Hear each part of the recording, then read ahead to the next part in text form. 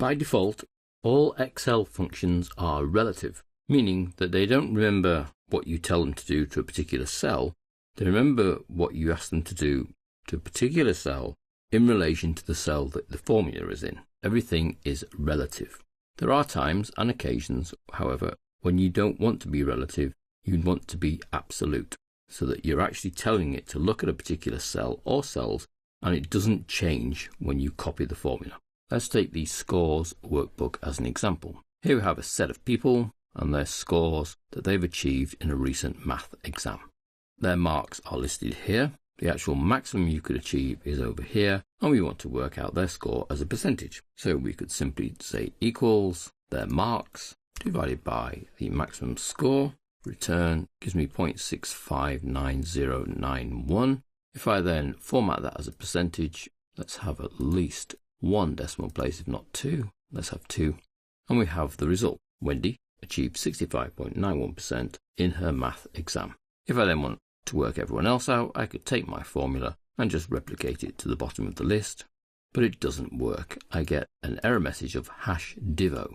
The reason for that, if I just check here on grants, for example, is it's moving the cell reference because the formula is relative. That's fine for half of the formula, which is working out the person's mark, because that's moved down to grant's mark. That's great. However, dividing by the maximum score is now looking at the same relative position over here, not at the 220. Now what I could do is manually adjust every single formula in this list to keep looking back at there. So I could take that cell reference there, say actually look at the max score, and then when I press return, grants works out. But then I've got to do that for everybody. So that's not ideal. What we really need to do is to go back to the formula before we replicate it down the column and tell Excel not to change the cell reference from L1. Effectively, we want to fix L1. We want to make it absolute. And you do that in Excel by adding dollars to the formula. So in our case, it would become $L, $1.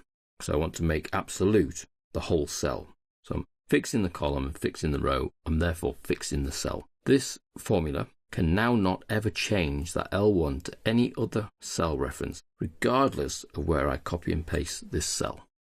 The result's the same, but what happens now when I replicate is the others now work out. If we take grant again, because it's always looking at L1. Come down to PTEP, always looking at L1. So we fix the reference, in this case to L1, by adding the dollar symbols before the column letter and before the row number. Now if we go and do exactly the same thing in the science sheet, but I'm going to show you a short way of putting those dollars in. So it's equals the person's marks, so Wendy, divided by the maximum score.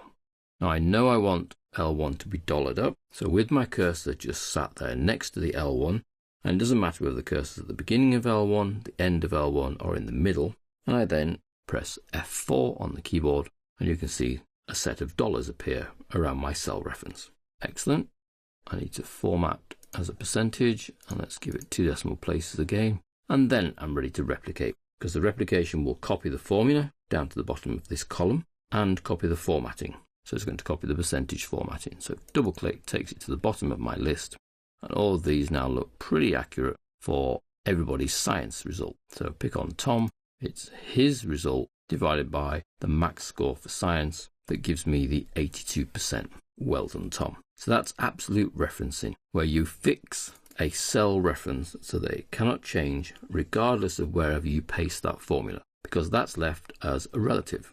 So it's always going to look to the cell to the left, but we fixed the max score so that it cannot be moved. It's still a formula, it's still referencing that cell. So if the maximum score suddenly changes, 275, but everyone scored the same still, then all the percentages will drop when I press return. And we see that people are then dropping down. Even Tom that had 80% is now down at 74.55 because the maximum score has been increased. So it's still referencing that cell and can be used mathematically. It's just that it cannot change the cell that it's looking at. It will always look at that cell.